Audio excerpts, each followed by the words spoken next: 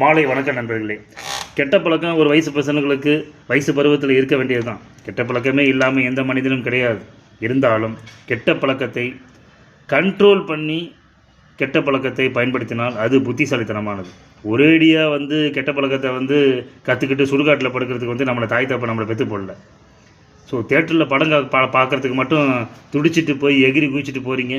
ஒரு 100 ரூபா 150 ரூபா யாரும் என்னையும் சேர்த்து தான் சொல்கிறேன். ஆனால் அதை பார்த்து முடிச்சுட்டு அவனுக்கு எவ்வளோ சம்பளம் கிடைக்குது, நம்ம நாளைக்கு போனால் தான் சம்பளம் அப்படிங்கிற எண்ணம் யாருக்காவது இருக்குதா?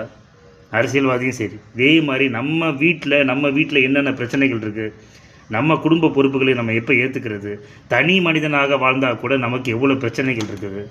நாளைக்கு ஒரு பேஸ்ட்டு, ப்ரெஷ்ஷு, சோப்பு, துணி கூட கிழிஞ்சிருந்தால் அதை வாங்கணுன்ற எண்ணங்கள் வந்தால் தான் ஒரு பொறுப்பு வரும்.